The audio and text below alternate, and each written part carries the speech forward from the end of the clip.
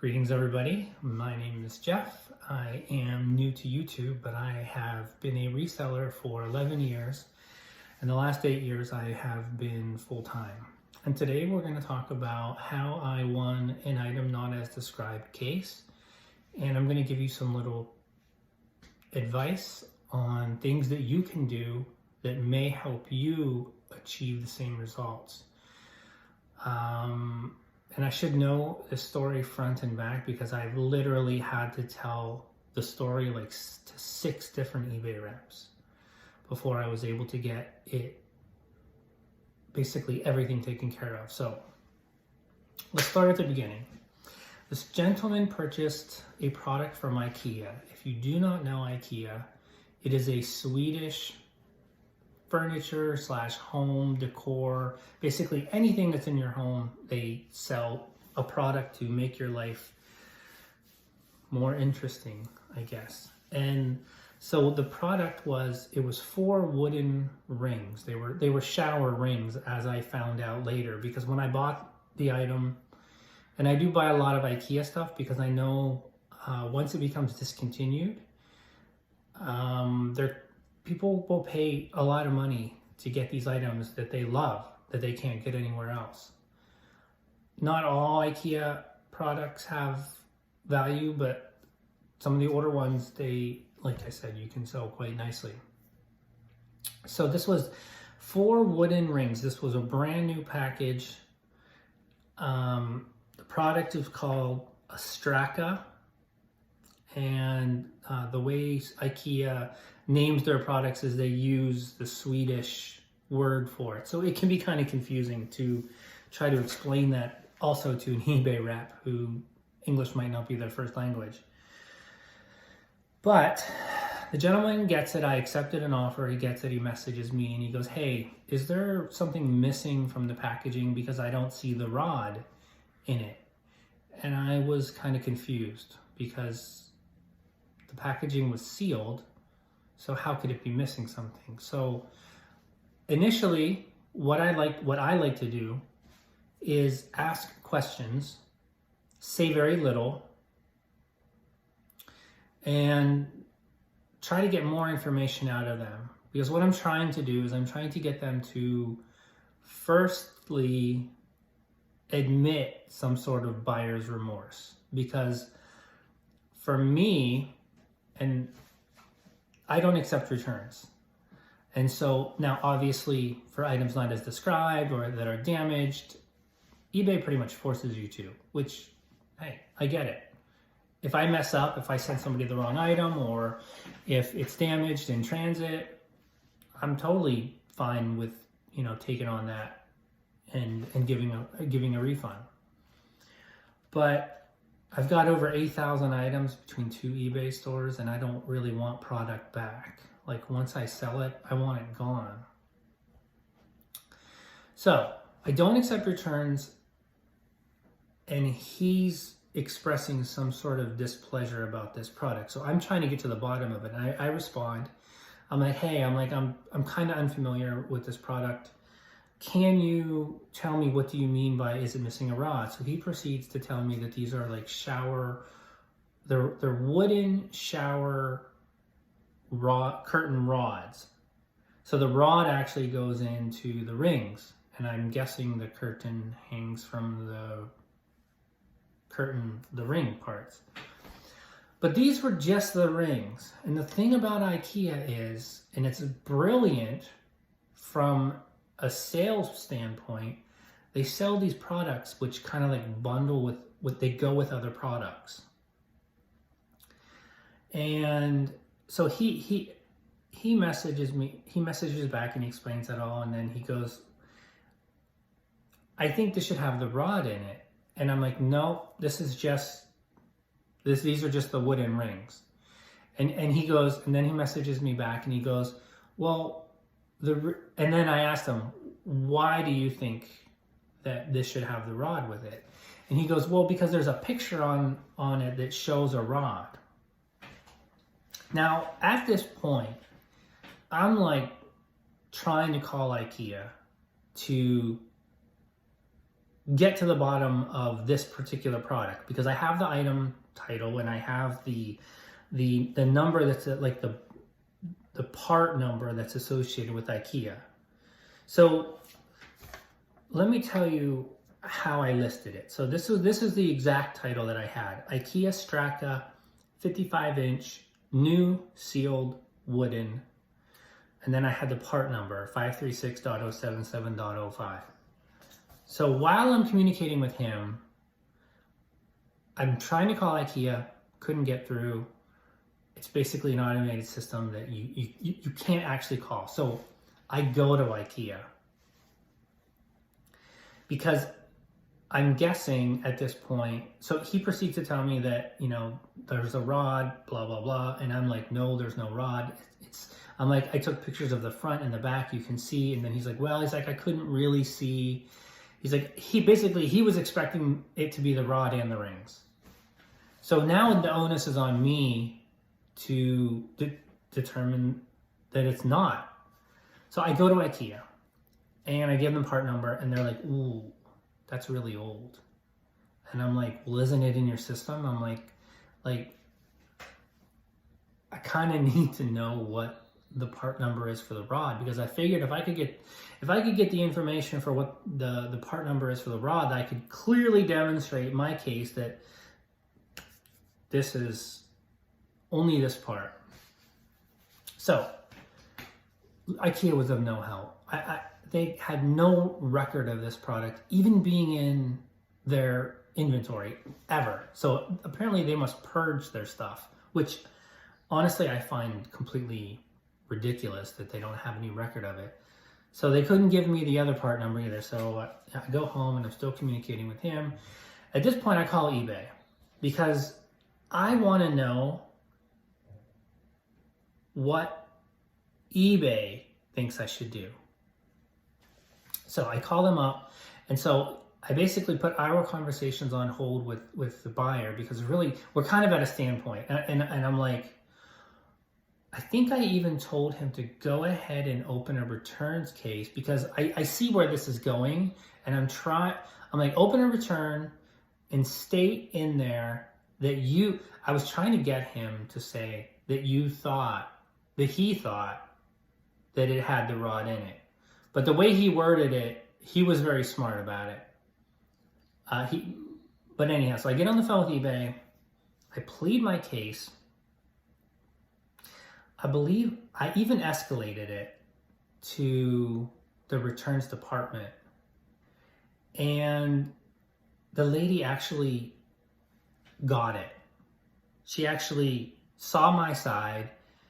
Now, this was on a Tuesday night.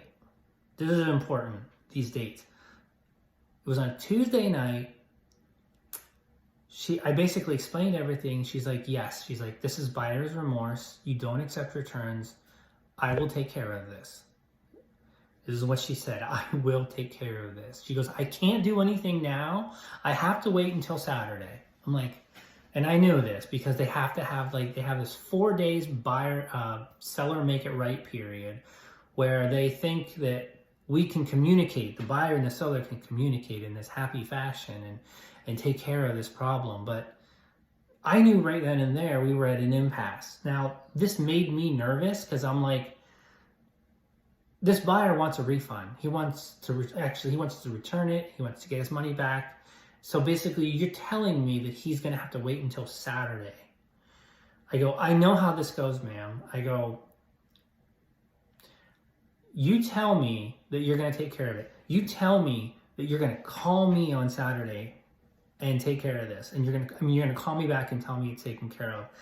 And I knew right then and there, because this happens all the time. The right hand doesn't communicate with the left hand. And the sellers are the ones who are screwed. But here's if you take away anything from this entire conversation, well, it's not really a conversation, and it sounds like a lecture, but if you take away anything from this, at the end of the call, you ask them for the reference number for the call. On that reference number will be the notes that the agent uploads, And that call is recorded, so they can go back and listen to it. Always get the name of the agent as well. So, fast forward, Saturday night, 1 in the morning.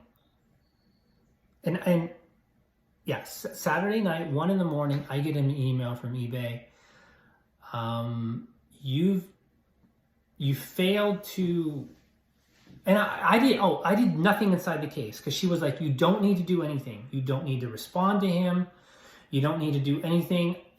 Again, she said, I'll take care of this. So eBay closed the case in the buyer's favor. So Sunday was the day that it was supposed to be taken care of. So Saturday night, just after midnight, at like 1 in the morning, I get an email. So it's like either a human being looked at the case, saw that I did nothing and closed it, because they could not have possibly reviewed the notes, or the machine, the algorithm, looked that there was no communication and just closed it in the buyer's favor. So now I'm furious, because I'm just like, I knew this was going to happen. So at that point, I'm out the money, and now I have a defect on my account. So I call back Saturday morning, first thing when I wake up, explain everything. They file an appeal. And I give them the reference number. I'm like, the agent said they were going to take care of it. The agent said it was buyer's remorse. They did remove the defect at that point. I called twice on Saturday. I called in the morning, and then I called in the evening. I can't remember at which point they removed the defect, but they did remove the defect. So now we're just looking for the case to be reversed and for me to get my money back, because that's the right thing to do. So I called twice on Saturday. They filed the appeal. They said wait two to 3 days. I called back on Wednesday, went through the whole thing again. Another appeal was put in, and I'm just like, why has this not been taken care of? It's completely cut and dry. I call again on Saturday. So now a week has gone by. I wait another 4 days. And then I called again 4 days after that. So it almost took 2 weeks from that time. And finally I got somebody who was, so the second to last time I called, I got this agent, and he got it. Like he totally like, and every time I called in, I got a reference number. Every single time. It's so important. So I literally had, like, by the end of it, like 6 reference numbers. So I'm just like, I don't know which reference number do you want. Do you want the original one with the agent whose name was, I think it was Caroline. I'm not sure. But the second to last call, the guy I spoke with, he totally got it. He was like, I'm going to try and get this taken care of while I have you on the phone. And we ended up having this like chat just about like random things while we're like waiting. It was actually quite an enjoyable phone call. And he made notes, very detailed notes, and then it still didn't get taken care of. So like I said, I'd call again the following Thursday. So at that point it had been like almost 12 days. And the person I spoke with finally got it, and I think they submitted it again. And then like the next day I got an email saying like, your funds, congratulations, you've won. So at some point, like I was really starting to be like, you know what, is this worth it? But it started to become a principal thing, because I did exactly what eBay told me to do from day one. And when you're doing that, there's really nothing that they can do. They can't say, we're not going to give you your money back, because the case never should have been cited in the buyer's favor in the first place, because the very first agent said, this is buyer's remorse. So as soon as it's determined to be buyer's remorse, there is no case. But they sure don't make it easy. But there are things that you can do. So get a reference number.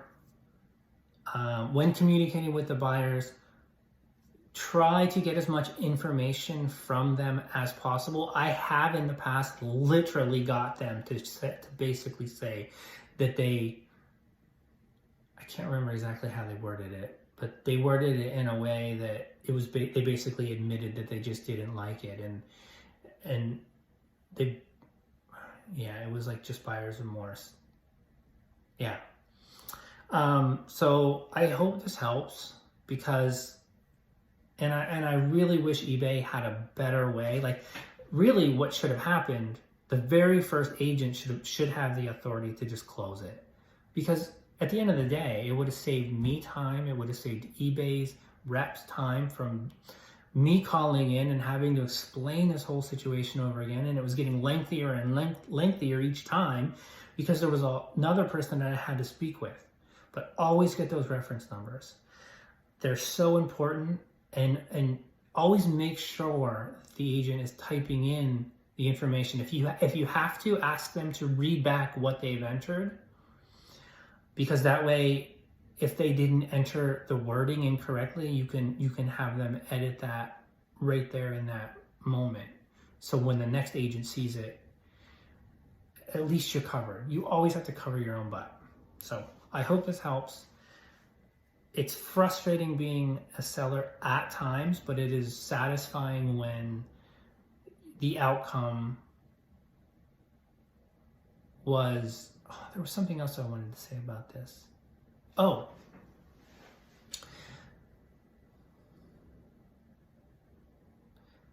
Two things. Had the first agent told me, yeah, I see your side of it, but I also see the buyer side of it. And because the whole crux of the argument that the buyer was saying is that there was a picture of the rod on the outside of the packaging. So that's why he thought the rod was in there. And IKEA does this. I think I explained this, but it might have been from my first take. But IKEA puts pictures of all the items that are kind of associated with each other on there. And it does make it a little bit confusing. But it doesn't make it confusing when you're actually at the store buying it. It actually helps you. But as a reseller, it makes it confusing because that rod is not in there. So I could actually kind of like see the buyer's point of view. But honestly, I get taken advantage of so many times with the buyers abusing returns that anytime I can get a win, I'm going to take a win. But had that original agent said to me, you should probably just accept the return or refund the buyer, I would have done that. Like, I literally would have just done whatever they told me to do. But because she basically saw my point of view and said that she was going to take care of it, so it became out of principle. So anyhow, take care, guys. Good luck out there. And I hope this helps somebody out there if they get an item not as described.